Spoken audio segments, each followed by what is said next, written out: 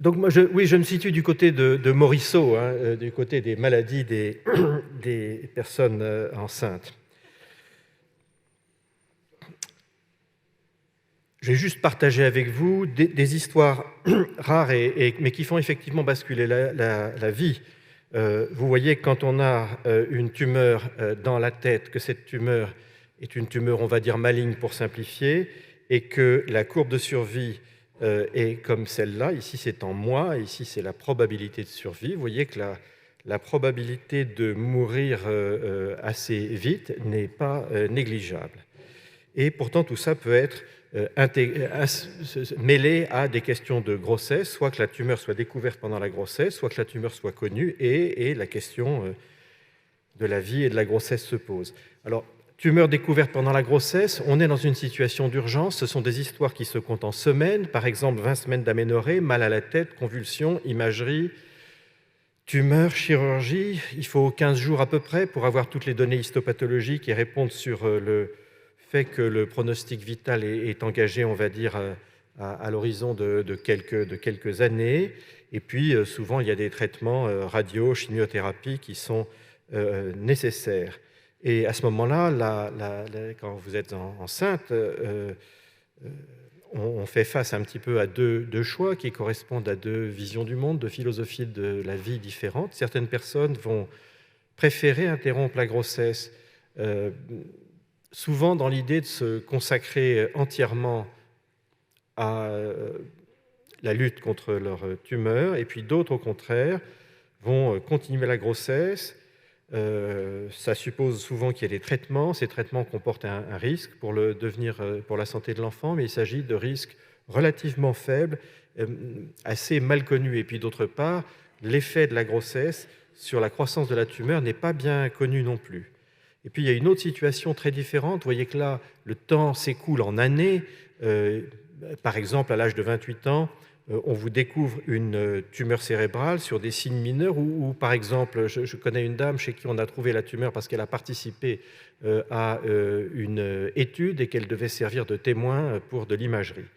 Et puis, plusieurs années après, on a la chance qu'il ne se soit rien passé, il n'y a pas de progression tumorale, et donc le choix, c'est de tenter de devenir enceinte, avec une petite incertitude quand même sur les enjeux de la progression tumorale, ou choisir de ne pas devenir enceinte, pour toutes sortes de raisons. On rejoint les freins, les enjeux dont on parlait tout à l'heure. Et les éléments de discussion sont, d'une part, l'effet de la tumeur sur la grossesse et la parentalité, d'autre part, l'effet de la grossesse sur la tumeur. La tumeur cérébrale, elle n'a pas finalement d'effet direct sur la grossesse ou la parentalité, parfois par le biais des traitements, mais finalement, ce n'est pas un effet si majeur que ça. Et c'est surtout le risque de mourir jeune, hein, avec un enfant jeune. Et à l'inverse, est-ce que la grossesse a un effet sur la tumeur? Et les données sont contradictoires. Euh, Jusqu'à il y a peut-être une dizaine d'années, le message était beaucoup: ne soyez pas enceinte, parce qu'il y a des données qui sont en faveur de la progression de la tumeur en cours de grossesse. Ça n'a pas empêché les gens d'être enceintes, d'ailleurs. Et puis, les choses ont changé petit à petit. Je vous montre juste là les données sur lesquelles la crainte de la croissance tumorale était fondée. Vous voyez, en gris, c'est la période de la grossesse, et ça, c'est des vitesses de croissance tumorale, et il y a un accroissement temporaire, d'ailleurs, pendant la grossesse. Et puis, si on regarde directement, alors vous voyez, le nombre de cas est petit, hein, la croissance tumorale, il y a un effet de croissance.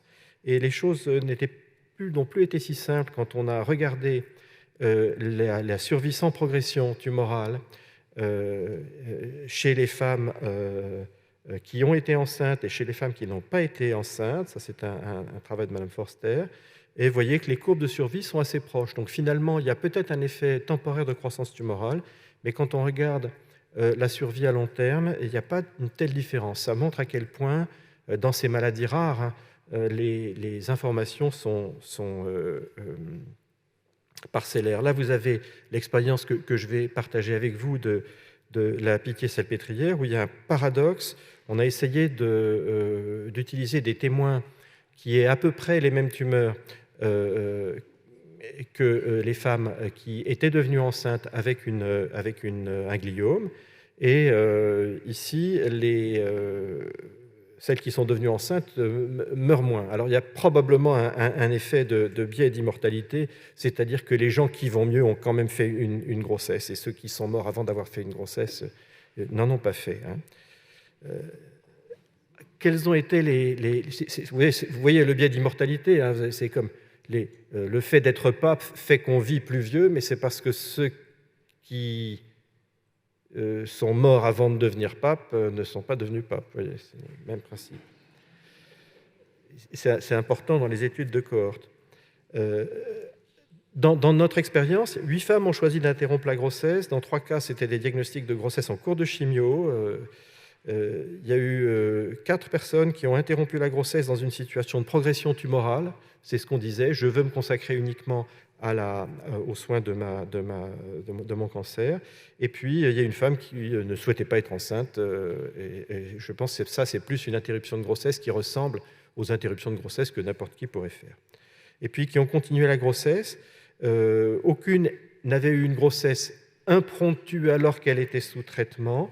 En revanche, dans 3 cas, il y avait une progression tumorale et donc des traitements complémentaires. Et puis, dans 16 cas, pas de progression tumorale au moment de la grossesse. Donc, devenir parent avec un diagnostic inquiétant, c'était la question posée.